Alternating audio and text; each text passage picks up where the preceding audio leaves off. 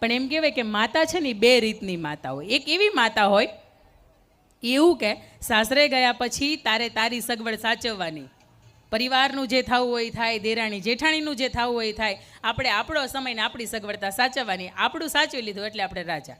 અને બીજી એવી માતા હોય કે દીકરીના 6-8 મહિના થાય, લગ્ન થાય અને સાસરે જાય, સાસરેથી 6-8 મહિને પાછી પહેલી વખત મળવા આવે ને એટલે દીકરી એની માને એવું કે કાં તો મારા સાસુ મારા ઘરની અંદર રહેશે અને કાં તો હું રહીશ, બેયને અમારા એક ઘરની અંદર રહેવું હવે અશક્ય બને છે. એટલે માતા પામી જાય છે કે ઘણી વખત કોઈ આપણે એમ કહીએ ને કે ગોળ હોય ને એને આપણે પાણીમાં ઓગળવું હોય ને, ઠંડુ પાણી હોય ને તેને ઓગળતા વાર લાગે, ગરમ પાણી હોય તો જલ્દી ઓગળી જાય, એમ દીકરીને કદાચ સાસરીએ સમજવામાં કે ભળવામાં હજી ક્યાંક વાર લાગે એવો હશે, એવો સમય હશે. એટલે દીકરીની માતા એવું કહે છે કે જો બેટા તું ચિંતા ન કર, હું તને એક સરસ મજાનો પાવડર આપું, એ પાવડર તારા સાસુ રોજ જમે ને એટલે તારા એના થાળીની અંદર થોડોક થોડોક નાખવાનો, અને તું થોડોક થોડોક પાવડર નાખીશ ને પછી તું જો 2-3 મહિનાની અંદર કેવું મજાનું રિઝલ્ટ મળે છે. દીકરીની માતા આવી શિખામણ આપે છે. અત્યારે તમને એવું થતું હશે કે દીકરીની માતા તો કેવી શિખામણ આપે છે, પણ દીકરી સાસરે જાય છે અને પછી એ પહેલાં એક નક્કી કરે છે કે જો બેટા તારે આ 3 મહિનાની અંદર આદર્શ વહુ તરીકે તારે સાબિત થવાનું છે. એટલે દીકરી નક્કી કરે છે કે કંઈ વાંધો નહીં, આપણે તો 3 મહિના જ તે નાટક કરવાનું છે. જઈએ, એ પાવડર લઈને સાસરે જાય છે. સાસુ સવારે બપોરે સાંજે જમવા બેસે, થોડોક થોડોક એની અંદર પાવડર નાખે અને એક નક્કી કર્યું હતું કે તારે આદર્શ વહુ તરીકે રહેવાનું છે. એટલે સાસુ એમ કહે ને કે કાલથી 5 વાગ્યા ઉઠતા જાજો, 4:30 વાગ્યા ઉઠી, એમ કે હા બા કંઈ વાંધો નહીં તમે કહો એમ. સાસુ એમ કે ક્યાંય ફરવા નથી જવાનું, એટલે કે હા બા તમે કહો એમ. આવા કપડાં નથી પહેરવાના, તો કે હા બા તમે કહો એમ. એટલે આવી રીતે જ્યારે દીકરી થોડીક બદલાણી ત્યારે સાસુને એમ થયું કે આ તો મારી હામા પાણીએ આવતી હતી અને અત્યારે આ બધી બદલાઈ કેમ ગઈ, અને ગામ આખું મને એમ કહે છે કે તમારી વહુ જેવી છે એવી તો વહુ કોઈને મળે નહીં. તો સાસુ પણ થોડીક બાંધછોડ કરવા માંડ્યા. 2-3 મહિનાની અંદર સાસુએ જેટલું પણ જકડી રાખ્યું હતું, જેટલું પકડી રાખ્યું હતું, જેટલા પણ નીતિ નિયમો બનાવ્યા હતા એ બધાય છોડી દીધા અને વહુને કહે તમ તાર જેવું તમારે જીવવું હોય, જેવી રીતે રહેવું હોય એવું રીતે રહેવાનું છે, તમારા પિયર પક્ષમાંથી હમણાં કોઈ જમવા ન થાય એવું જમવા કરો. એટલે આમ જોઈએ ને તો સાસુ ટોટલી બદલાઈ ગયા. એટલે દીકરીના મનની અંદર એમ થયું કે હવે તમારે સાસુને મારવા નથી. એટલે દીકરી એના પિયર પાછી આવે છે, એની મમ્મીને એવું કહે છે કે મમ્મી તે મને જે પાવડર આપ્યો હતો એ વાત સાચી, મારા સાસુ ત્યારે થોડા કંટા હતા પણ હવે મારા સાસુ બદલી ગયા છે, મારા સાસુ મને ખૂબ સાચવે છે, મારી કાળજી રાખે છે અને મને બધી રીતની છૂટછાટ આપે છે, હવે મારા સાસુને મારાથી મરાય નહીં. એટલે ત્યારે એ દીકરીના માતા એને એવું કહે છે કે બેટા એ મેં જે તને પાવડર આપ્યો હતો ને એ શક્તિનો પાવડર હતો, એનાથી એક પણ જાતની સાઈડ ઇફેક્ટ ન થાય, પણ તું બદલીને એટલે તારા સાસુ બદલાણા. ઘણી વખત આપણને એમ થતું હોય કે 25, 30, 35 વર્ષની ઉંમરે આપણે આપણી જીદ નથી છોડી શકતા, તો એ 55, 60 ને 65 વર્ષની ઉંમરે પણ જીદ ન છોડી શકે. જીદ જ કહેવાય, પણ પારિવારિક એમ કહેવાય કે સ્ત્રી હઠ, સાસુને વહુ બંને સરખા થઈ જાય તો હોય, પણ નાની પેઢીને એટલી વિનંતી કે થોડુંક લેટ ગો કરો, થોડુંક એમ કહેવાય કે છૂટું મેલો, તો એ સાસુ છે ને એ માથી વિશેષ પણ આપણને પ્રેમ આપી શકે છે, એમાં બે મત નહીં. એટલે માતા આવી રીતની હોય, એક માતા એવી હોય કે આપણે આપણું કરવાનું, ને બીજી માતા એવી હોય કે બેટા તું બદલ, સાસુ બદલાશે. આ બેમાંથી કઈ માતાની કેટેગરીમાં આપણે આવીએ છીએ ક્યાંક એ પણ આપણે વિચારવા જેવું છે. અને 20 થી 22 વર્ષની દીકરી ઉંમરે કૂદી હોય, નાચતી હોય, ગાતી હોય, સારું લાગે એ સમયે જમતી હોય, સારું લાગે એ સમયે બેનપણીઓ સાથે રમતી હોય, પણ એ 22 વર્ષ જ્યારે સગપણની ચૂંદડી માથે ઓઢે ને ત્યારે એમ કહેવાય કે મર્યાદાની ચૂંદડી છે માથે ઓઢી લે છે. પછી એને કેમ બોલવું, કોની સાથે બોલવું, ક્યાં જમવું, કેવી રીતે જમવું, એ બધાની અંદર એને શિસ્ત આવી જતી હોય. અહીંયા 2 પક્ષ બેઠા છે, અહીંયા જે જાનડિયા છે ને, જાન લઈને આવ્યા છે ને, એમને હરખ છે કે આજે આપણી પુત્રવધૂને આપણે આપણા ઘરે લઈ જશું. અને બીજો માંડવાનો પક્ષ બેઠો છે, કન્યા પક્ષ બેઠો છે, એમને પણ એમ છે કે દીકરીના વિદાય પછી થોડોક મુક્તિનો શ્વાસ લેવાશે. પરંતુ આજે માંડવાની અંદર 21 માંડવાની અંદર અનુભવતી જે દીકરી બેઠી છે, જે પાનેતર ઓઢીને બેઠી છે, 9 લખો હાર પહેરીને બેઠી છે, એ દીકરીના મનની મૂંઝવણ શું હશે? દીકરીને પણ અંદરથી કંઈક તો થતું હશે ને.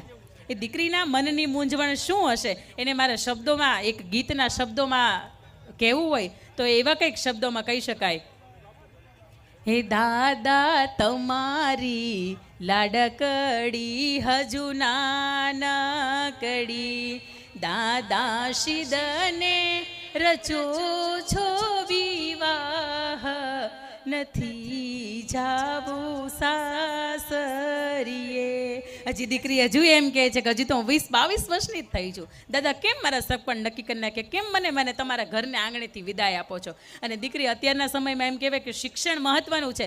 ઘરની બહાર રહીને ભણી હોય એટલે એના પરિવાર તો કોને કહેવાય ખબર જ નથી હોતી. જ્યારે સગાઈ નક્કી થાય ને ત્યારે જ દીકરી ઘરને આંગણે આવે છે.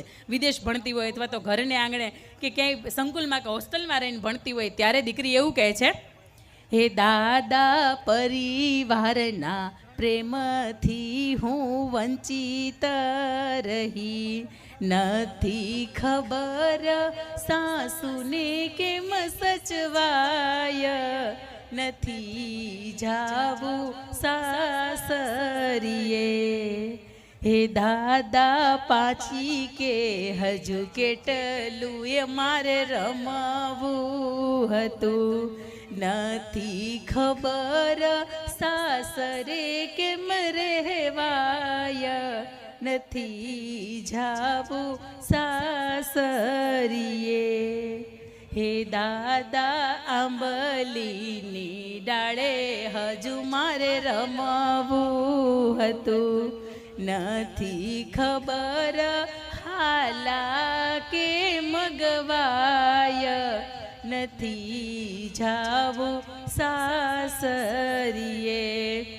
અને દીકરી એના દાદાને એવું કહે છે, હે દાદા ઢીંગલે પોતી કે હજુ મારે રમવું હતું, નથી ખબર ઘૂંઘટ કે મતણાય, નથી જાવું સાસરીએ. અને અંતિમ લાઈનની અંદર દીકરી છેલ્લી એના બાપને એવું કહે છે કે દાદા, હે દાદા તમારે આંગણીએ હજુ જીવવું હતું, નથી ખબર ફરી ક્યારે મળાય, નથી જાવું સાસરીએ. આ દીકરી દરેક બેટી છે ને એના હૃદયની અંદર ક્યાંક હજી એવું હશે કે હજી આ 15 તારીખ 16 તારીખ 17 તારીખ થોડીક મોડી આવી હોત ને તો સારું હતું, હજી હું 2-4 દિવસ મારા બાપને આંગણે એના ખોળામાં માથું મૂકીને હજી રહી શકત. અને એમ કહેવાય કે દીકરી બાપનું આંગણું છોડીને જતી હોય તો દીકરીના હૃદયની અંદર પીડા થતી હોય તો એવી જ પીડા બાપને પણ થતી હોય.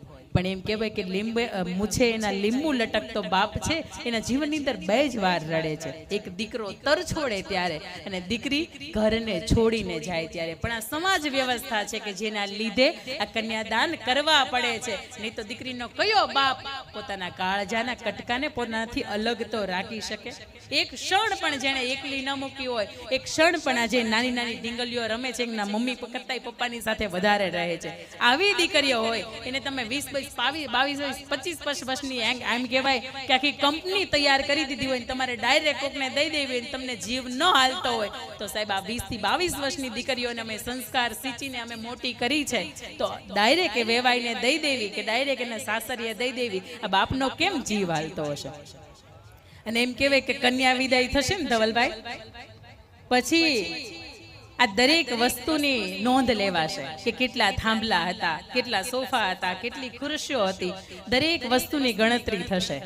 પણ એક ખારો સવાલ, મારી દીકરી ક્યાં, મારી લાડકવાઈ ક્યાં ગઈ?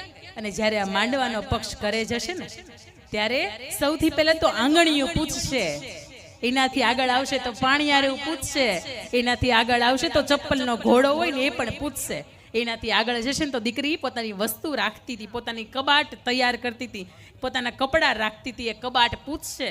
એનાથી આગળ જશે ને તો દીકરીના એક પણ ખૂણો એવો નહીં હોય કે જ્યાં દીકરીની યાદ નહીં ભરી હોય. આ દરેક ખૂણા પૂછશે કે આ મારી લાડકવાઈ, મારી દીકરીને તમે ક્યાં મૂકીને આવ્યા છો?